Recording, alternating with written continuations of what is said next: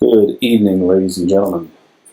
What I want to talk about tonight is how to paper trade effectively and test your system. So many traders try to trade everything in order to find an edge, but as many systems traders do, and as you should do, you should not risk your own capital without knowing what your niche is. Because knowing what to trade is only half of the battle. Only trading what you know is how you win the battle. As you can see, the Excel sheet that I have here, what we're going to do is we're going to create a system to backtest a strategy. So here's what I would do. This is what I do for me and what I would recommend for you. Don't backtest everything unless you're going to categorize it out in different sections. Okay, you can have one master backtest log, but you categorize it out by setup that you see. Okay, so let's say that our first setup that we see are scalps. Okay, and this is going to be our master log, and then over here, so the sheet, these would be our scalp trades. And then our master log is where we're going to do everything, and then everything we can, you can make it show up over here on the scalp tab. All you have to do is program the code to do it. But I'm going to show you how to do it in a master log real quick. So here are the questions you should ask. What is the date, the ticker, the type of the trade? The type means long or short. What is your stop? What is your target? The range, the max risk, the entry, and the exit we will program. The highest high you will need to input, and the lowest low you will need to input. Okay? And the OTP you will also need to input. OTP means optimal target price. Highest high and lowest low is after your point of entry, after you're in the ticker, in the setup. You're going to ask the question, what is the highest high that it was at? What is the lowest low it was at? This is going to tell you, did you reach your profit potential before you reached your stop loss? Are you being stopped before you reached your profit potential? And so on. The reason why you ask these questions is what gets measured gets improved. If you can't measure it, you can't improve it, and you don't need it in your system. It's irrelevant. So today, let's take an example, and I'll show you what I would do. Let's look at a chart here, and we're going to go to UXIN. On UXIN, we're going to go to a 1 minute chart. And let's say that this morning you wanted to short UXIN, and your stop loss was going to be the prior high of the day, and your cover target is going to be 550, right? Because you've got some support here, and you've got some resistance that should turn support on the downside, and so on. I'm just trying to show you what I would do in real time. So I'm going to use the prior high as my stop, so it's 590. I'm going to go over here, and I'm going to put in the date, which is 12/11 today. Actually, let's change the format of the date. Custom.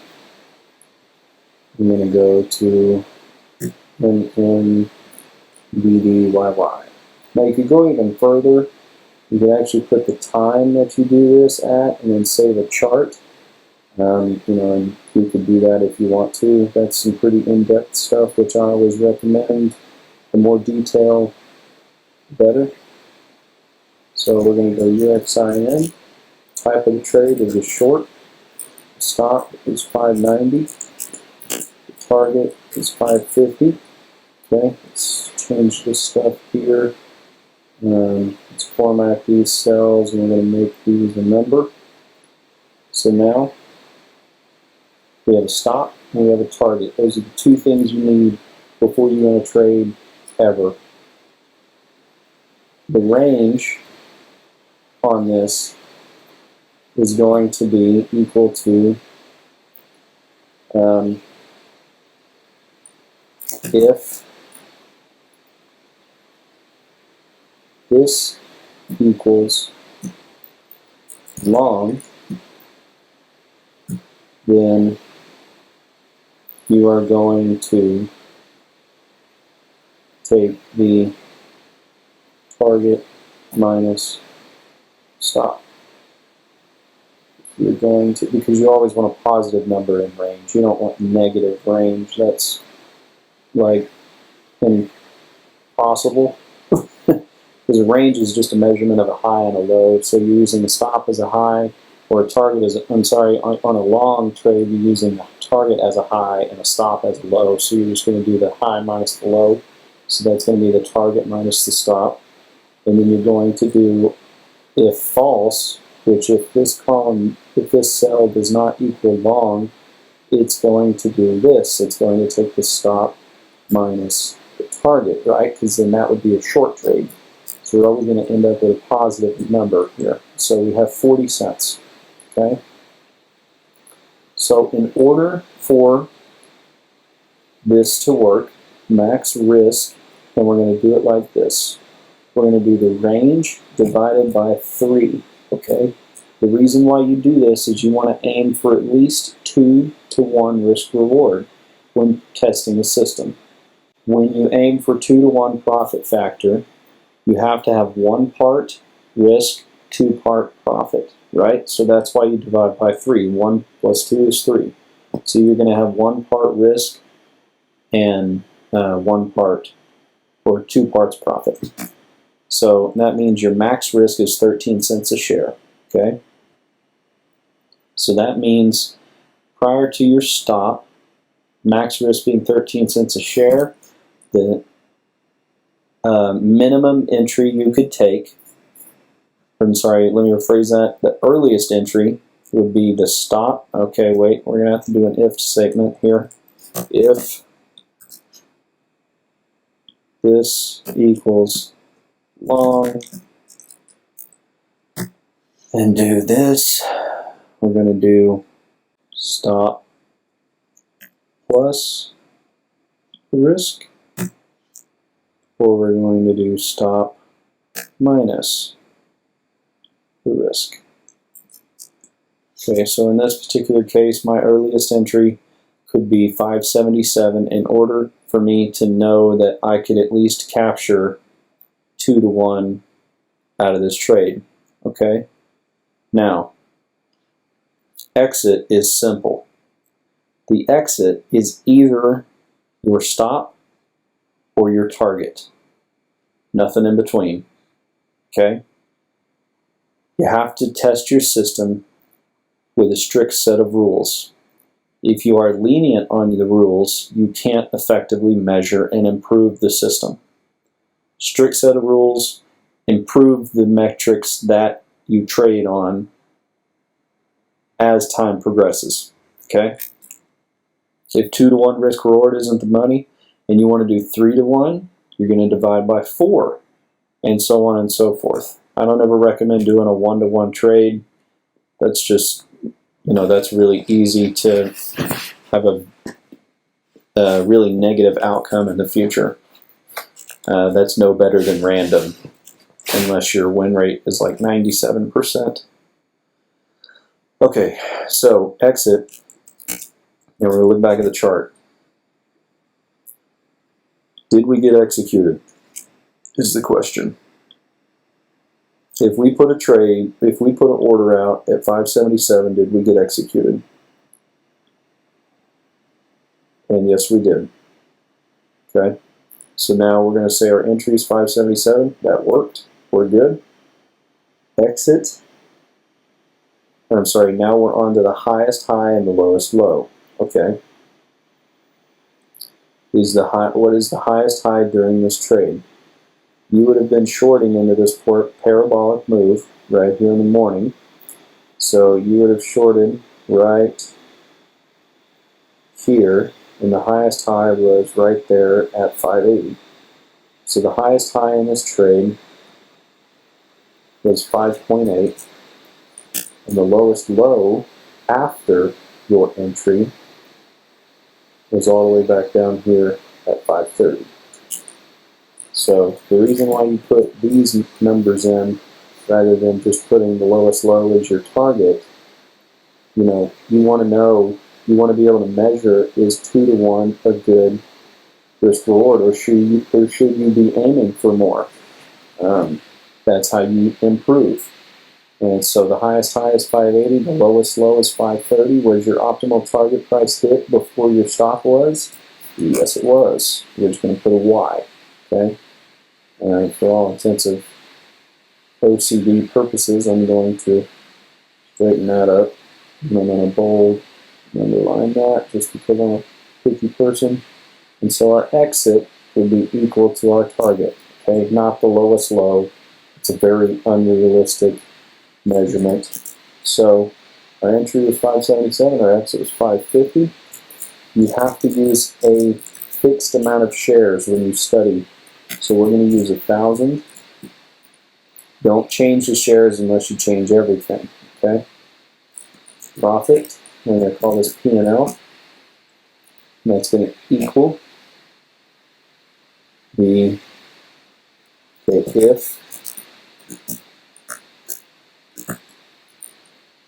this equals 9, then we are going to do bracket this off with parentheses, do exit minus entry times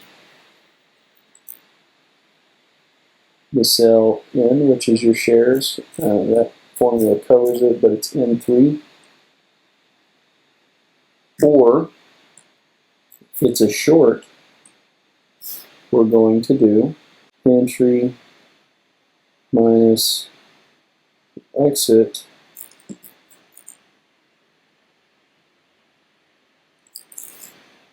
times N3. So since this were a short, it would be the entry. So 577 minus 550 is a positive 27. Okay, that's right. Times the shares. Close that off. Let's see what we get. We get 260 bucks. Boom. Nailed it. We click that number sign right there. Now watch what happens. If I change something in the shares and I say I want to use 2,500 shares, look, my P&L increases. Okay? But now what you're going to do is you're going to ask another question that I think is a very important question. You want to ask, is it day one? Is it day one of a move, or is it day 2, day 3? The reason why you measure this is because day 2, day 3, day 4, day 5 of a move is a much easier trade. And this is something I personally measure all the time for myself. Is it day 1 or is it day 2 plus? If it's day 1, what's my win rate? If it's day 2 plus, what's my win rate? Reason why I study that is because when you are always losing on day 1 setups, why are you trading day 1 setups? Why don't you continue to study those and improve your system on day 1 setups? Again, you're back to what gets measured gets improved. And you're back to knowing what to trade is only half the battle. Think about that. Knowing what you want to trade is one of the biggest obstacles any new trader faces. The knowledge of what a reliable trade is. Once they have found that, though, they want to find something else, and something else, and something else, and something else, and something else. And that is not the key to longevity in the market, in my opinion. Trading only what you know is how you win the battle. So think about that. If you only traded what you know for the rest of your days, would you be profitable? If the answer is no, are you measuring it like this?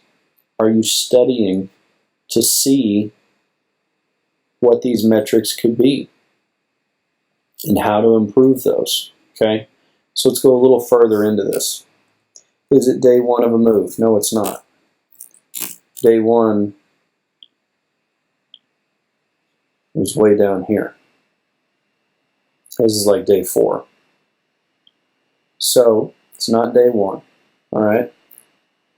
Now, there is a very reliable study. Okay, let's do this. Let's actually increase these rows. And I know we were talking about using a master log in a different tab earlier, but I'm not going to do that for this little tutorial. So now what we're going to do is we're going to take a total. And it's just going to be an equals count if this range is greater than 0.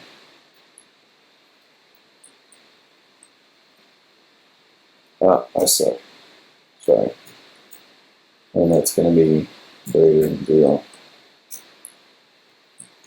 Parentheses. Whew.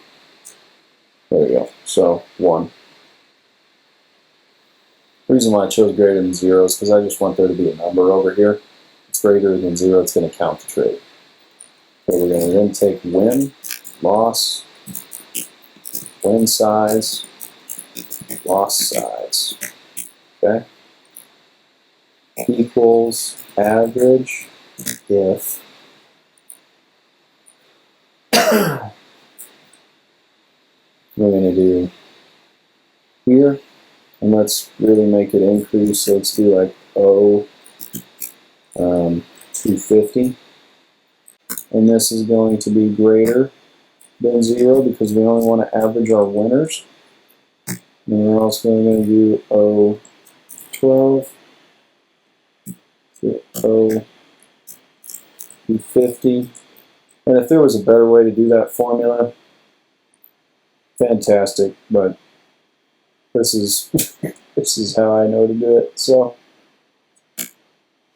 that's our average win because we've only had 1, and obviously that's what you would get. So now let's take this formula and we're going to copy this. I'm going to go to the loss area. Ah, crap. I'm sorry. Cut that. That was win size. That's why it felt weird to me.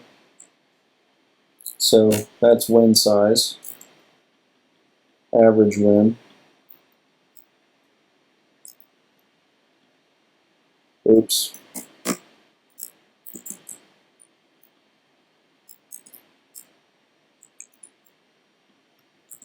Now we're going to put this here, but it's going to be less than 0. So there's nothing there to study. But what I want to show you is this. This is called EV, or expected value. It's a statistical study for any system and studying its longevity and ability to continue to trade profitably. And here's the formula. You're going to do equals win rate times win size. Win rate is going to be a percentage here in a minute. And then you're going to do close that parentheses, and you're going to do minus loss rate times loss percentage, which is M2, and you're going to get a number there, okay? But we don't have any losses yet, so we've got to calculate that in, okay? We don't have any numbers over here. So the win rate is going to be win rate, loss rate. I'm going to insert 2 boxes. Shift to the right. There we go. Win, loss, we just want to count. Equals count. If this column down to O 250 shit is greater than 0. 1. Loss rate, or loss total. We're going to do the same formula and just do less than 0. Win rate is equal to your wins divided by your total. That's 1, but we want a percentage, so we click percentage. Loss rate is going to be equal to your losses divided by your wins, which is 0 right now, obviously, as you would expect. So now let's program in a loss just to kind of see what the system would do. All right. So UXIN, back to this. Let's go on a 1 minute. Let's say that we wanted to short again off of this resistance here after it got down here. So let's say that we wanted to risk 580 and we thought we had a target to retrace back down to 530, right? You can't tell, I pretty much think everything is a short because it's just how I am. So now my stop is going to be 580, and I'm just making up trades here as I'm watching the market through the day. It's obviously I'm doing this in hindsight right now, which is, you know, difficult to get my point across, but roll with me here. So range, max share, entry, exit. Okay, this stuff right here, these three, you're going to highlight those, double click on that little thing when the cursor turns black, and it's going to copy that down. Okay, exit, highest high, and this stuff over here, 1,000 we're going to copy down, P&L we're going to copy down, okay? And now our exit, well, let's ask our question what the highest high and the lowest low is first. Remember, our stop is 580, our target is 530. Means we have a 50-cent range. The maximum amount of share per share we are able to risk in this system to capture at least 2 to 1 is 17 cents. That means our earliest entry is 563. Did we get that entry over here? Yes, we did. We would have been short right here. Okay? So if we shorted at 563, what was the highest high after our entry? The highest high after our entry was all the way up here at 617. So 6.17. Lowest low would have been, where did we get executed? We got executed right here on this part. So the lowest low would have been right here at 555. So we did not reach our target anywhere close, so that would be a no. This is a scalp. It is not day one. Now exit is going to be here at the stop, so 580. 580. Now let's see if our formulas worked right, and they did. Boom, there we go. So now let's go up and look at this. See now how we got numbers. So let's change these to dollar values. So now our win rate is 50%, our loss rate is 50%, but our win size is 266 and our loss size is 167, okay? So that means that if we trade this system like this with a 50% win rate, we're at 217 right now, expected value. That means every trade that you make, on average, this is what you're going to make over a course of trading. If you don't know the expected value of your system, it's difficult to know what a good system is, because a lot of people will think that, let me ask you a question, and you can do this on your own, write down these numbers.